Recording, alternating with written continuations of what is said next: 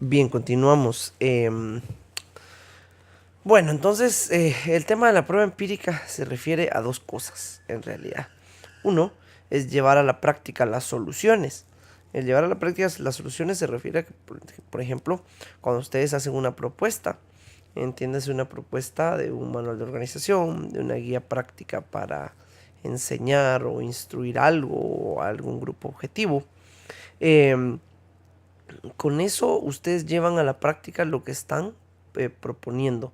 Es decir, ustedes pueden comprobar que efectivamente se pueden alcanzar resultados por medio de la entrega de un producto, que ese producto es una propuesta.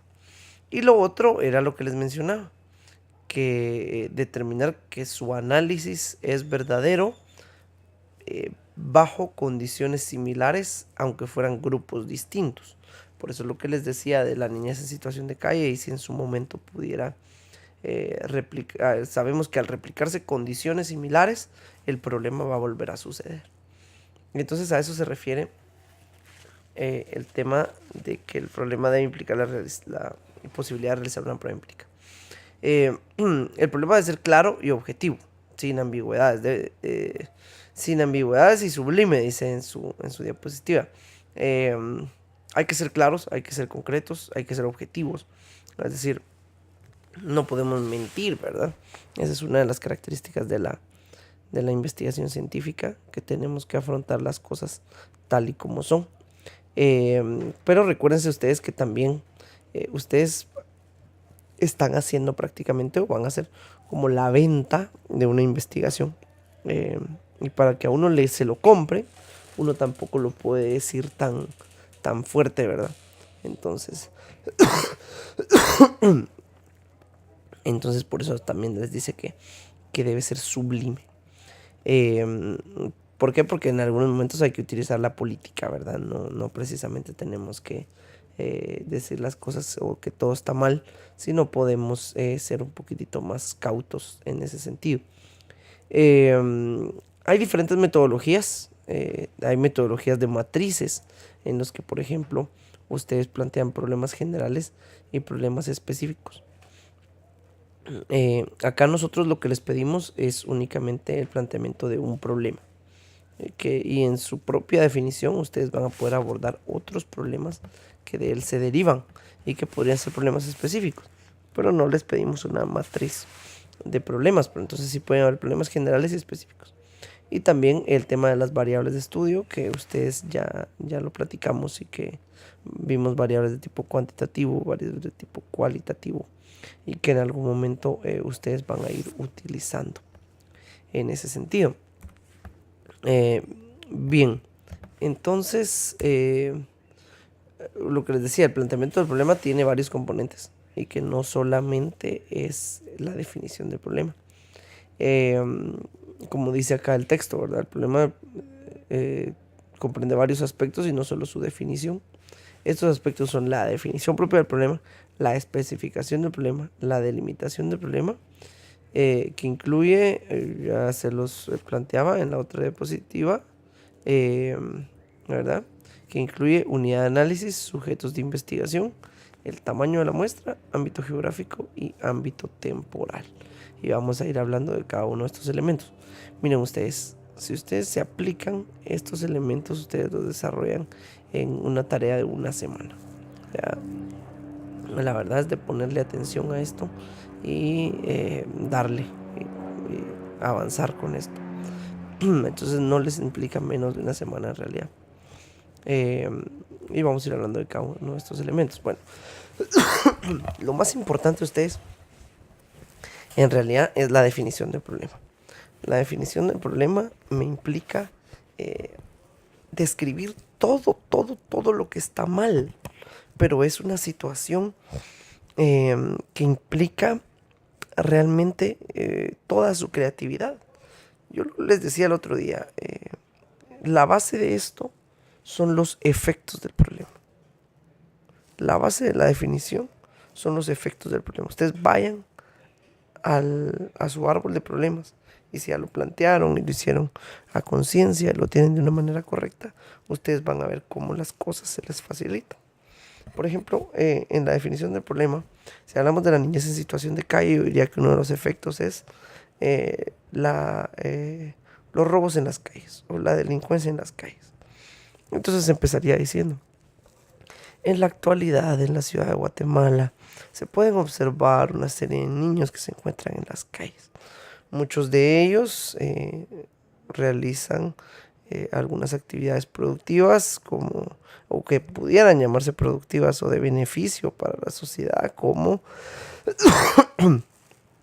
el limpiar vidrios, el vender dulces y una serie de actividades con las que pueden generar algunos ingresos. Sin embargo, se encuentra una serie de personas que se dedican a robar y eh, y se convierte en grupos organizados en los que van señalando a qué personas ir robando. Es decir, ¿me entienden? Es una serie de elementos que yo tengo que ir amarrando. De la misma manera que la justificación de la investigación, la definición del problema se hace de lo general a lo particular. Yo empiezo una definición del problema indicando, por ejemplo, que en Guatemala la niñez asciende entre qué sé yo, no tengo el dato, pero al 40% de la población. Al 40% de la población. Es por ello que representa una importancia, una alta importancia poner atención a estos grupos. Eh, y después empiezo hablando un poco de la violencia, un poco de la desintegración familiar y de algunos de los elementos que yo había enunciado como causas. Y ya luego voy a describir los efectos. Por lo tanto, podría decir yo, para ser más concreto, el problema se define como como el alto número de niños en situación de calle que en la actualidad tienen problemas de inserción por causas de diferente índole, ¿verdad?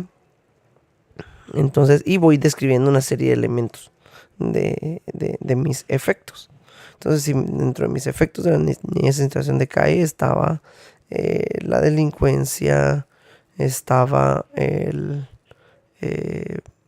el estrés probablemente de la gente, porque cuando la gente ve y mira personas que pueden, piensan que les van a robar en las calles, etcétera. Entonces una serie de elementos que se pueden ir dando, pero bueno, depende de cada quien, de cada uno de ustedes y de sus propios trabajos. Entonces los que definieron alguna patología, por ejemplo, vamos a estar hablando de los efectos de esa patología y de por qué es necesario crear conocimiento o que se difunda mejor la patología o sus posibles soluciones o una mejor atención, ¿verdad? Entonces es parte de lo que ustedes pueden ir haciendo.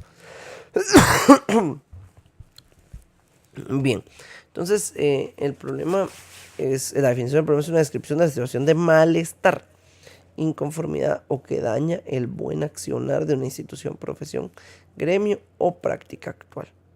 ¿Qué es lo que está dañando? ¿Verdad? Por ejemplo, si habláramos de una profesión y hablamos de desconocimiento de atención a pacientes de baja visión, por ejemplo. Entonces, ¿cómo daña, por ejemplo, a la profesión?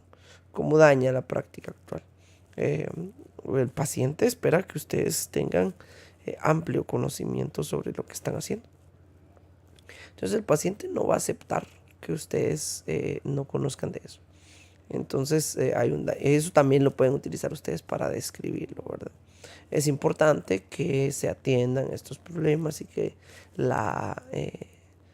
tanto las autoridades correspondientes, entiendas universitarias o del gremio o el colegio o las asociaciones, fortalezcan las capacidades del profesional en diferentes aspectos, como les decía, ¿verdad? Como por ejemplo el tema de baja visión, ya que esto mejorará la imagen del profesional ante los distintos pacientes que van en busca de de una mejor atención o de una atención integral.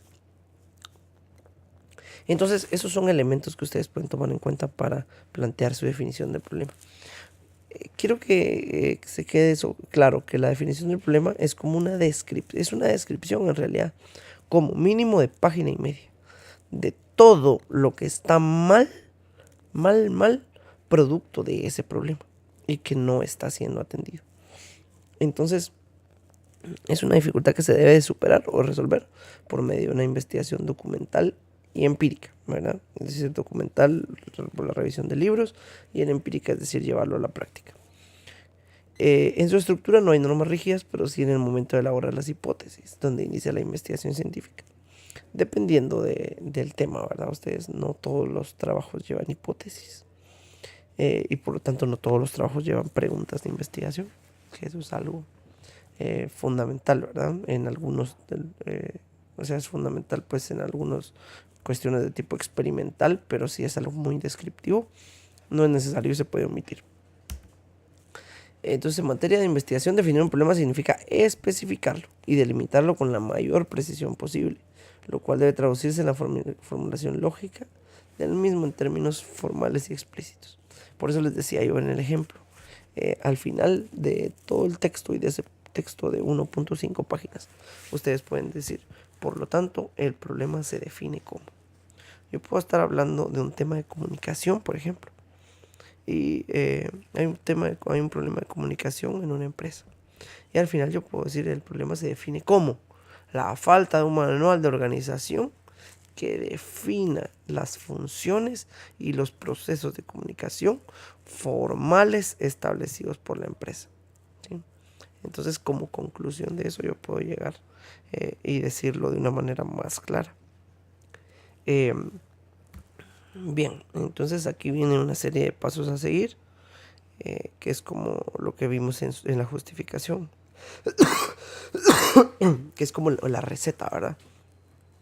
Si fuera una receta de cocina, donde para hacer un pastel, entonces esta puede ser una receta para hacer una definición del problema.